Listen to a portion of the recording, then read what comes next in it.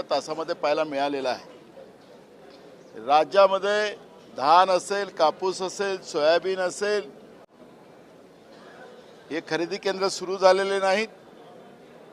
सरकार सांगते की खरेदी केंद्र सुरू झालेत, हे सप्टेंबर ऑक्टोबरच्या काळामध्ये सुरू व्हायला पाहिजे होते। आता आपण डिसेंबरमध्ये आलो, अजूनही अनेक ठिकाणी हे खरेदी केंद्र सुरू झालेले नाही। रजिस्ट्रेशनच्या नावाने शेतकऱ्याला केंद्रावर बोलवून त्यांचं ऑनलाईन रजिस्ट्रेशन करायची जी पद्धती आहे त्याच्यामध्ये अनेक ठिकाणी नेटवर्क मिळत नाही आणि अनेक शेतकऱ्यांचं रजिस्ट्रेशन पण होत नाही। आणि मग अशा या सगळ्या जाचकटीमुळे समर्थन मूल्याची केंद्र हे नाम मात्र उघडली जातात आणि हा एवढा मोठा काळ लोटल्यानंतर शेतकऱ्याला घरचा खर्च निभवण्यासाठी ते बाजारपेठेमध्ये त्याचं धान्य कापूस विकावं लागतं, हे नाकारता येत नाही। यामध्ये यावर्षी जे पडलेलं अतिवृष्टी जी आहे त्या अतिवृष्टीमुळे मोठ्या प्रमाणात कापूस असेल, सोयाबीन असेल, धान असेल, ही सगळी पिकं खराब झालेली आहे। हे सरकारला माहिती आहे, पण सरकार सांगते की केंद्र सरकार त्याला जे खरेदी करत नसेल तर त्याला आम्ही काही करू शकत नाही। हे सरकार जे आहे हे सांगतात की केंद्रात आमचं सरकार आहे, राज्यात आमचं सरकार आहे, तर शेतकऱ्यांचा जीव घेण्यासाठी आहे। रोज महाराष्ट्रामध्ये 8 शेतकऱ्यांच्या आत्महत्या होत आहेत सरकारच्या आकड्यामुळे। सरकारचे आकडे आहेत हे माझे आकडे नाही आहेत, तरी हे सरकार एवढं निश्चिंत कसं असू शकतं?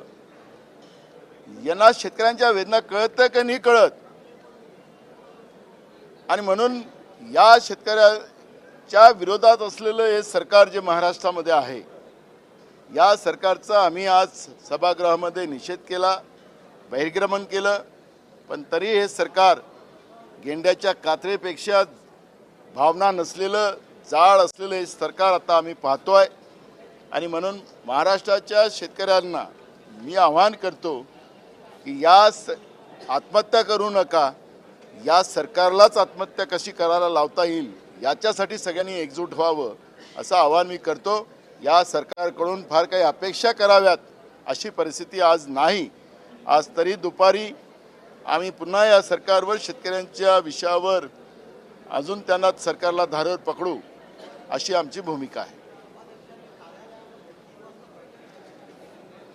व मंत्र्यांनी जे उत्तर दिलेलं आहे ते उत्तर सगळं खोटं आहे।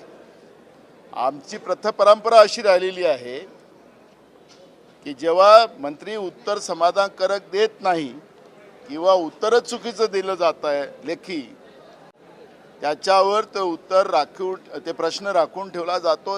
हे आतापर्यंतची पद्धत आहे। विधानसभा अध्यक्षांनी नवीन पद्धत सुरू केली, त्यांनी खरं तर त्या मंत्र्याला तंबी द्यायला पाहिजे होती, पण त्या मंत्र्याला तंबी देत नव्हते, त्याला उलटं त्याचं संरक्षण करत होते, तसं आपण पाहत होतो। त्यामुळे आता दुपारच्या याच्यामध्ये जेव्हा विधानसभा अध्यक्ष मीटिंग घेतील त्याच्यात आमचं समाधान झालं नाही तरी पुन्हा आम्ही विधानसभेत ही भूमिका मांडू।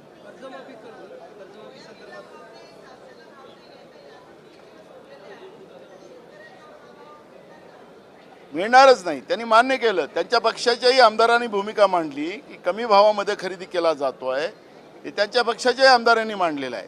म्हणजे हे सरकार कसं झोपी गेल्याचं सोंग करते हे त्याच्यातून स्पष्ट झालेलं आहे। आणि म्हणून शेतकरी वाऱ्यावर आणि हे सरकार AC मध्ये आणि तुपाशी आहे, तसंच परिस्थिती आज आपण महाराष्ट्रामध्ये पाहतोय। कर्जमाफीचाही प्रश्न आम्ही विचारणार आहोत, पण आपल्याला पुन्हा पुन्हा मी सांगतो की या पुरवणी मागण्यामध्ये 500 कोटी रुपये कर्जमाफीसाठी सरकारने ठेवलेले आहेत, पण हे 500 कोटी या आताच्या कर्जमाफीचे नाहीत। 2014 ते 19च्या काळामध्ये फडणवीस मुख्यमंत्री असताना छत्रपती शिवाजी महाराज स्वाभिमान कर्जमाफी योजना सुरू केलेली होती। शेतकऱ्याला त्याच्या बायकोला लाईनमध्ये उभं ठेवण्याचं पाप त्या काळात केलेलं होतं। सरकार 19च्या गेल्यानंतर सुद्धा आणि मग पहाटेचं सरकार आल्यानंतर सुद्धा या सरकारनं कर्जमाफी शेतकऱ्यांची पूर्ण करू शकले नाहीत. काही शेतकरी कोर्टात गेलेत. जवळपास 5,017 कोटी रुपये राज्य सरकारला त्यावेळच्या योजनेचे द्यायचे होते. पण जे शेतकरी कोर्टात गेलेत त्यांचेच फक्त 500 कोटी दिले. पण कोर्टाने त्याच्यामध्ये आदेश केलेले आहेत की 5,017 कोटी रुपये दिले पाहिजेत. पण सरकारने फक्त 500 कोटीचं प्रयोजन केलेलं आहे. या सरकारचा दिवाळा निघालेला याचा अर्थ तो आहे. विकास कामासाठी पैसे नाहीत आणि शेतकऱ्याला द्यायला पैसे नाहीत. पण राज्याची लूट करणारं सरकार. पार्थ पवाराच्या प्रकरणामध्ये काल हायकोर्टाने ज्या आदेश दिलेत की त्यांना का गुन्हेगार केले नाहीत, त्यांच्यावर का FIR दर्ज केला नाही. महेश पाटील जे सहआयुक्त मुंबई महानगरपालिकेचे आहेत त्याला आयुक्तांनी 1 महिन्याच्या कंपल्सरी सुट्टीवर पाठवलं. हा जो महेश पाटील आहे यांनी कोविडच्या काळात मोठ्या प्रमाणात भ्रष्टाचार केला.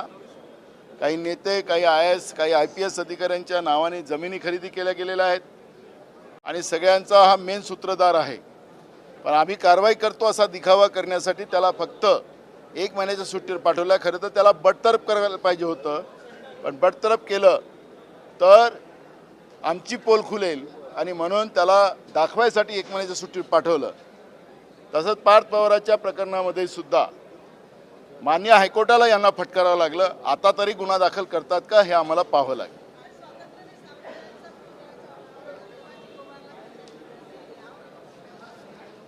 सरकार मायबाप आहे, ते काही करू शकतं.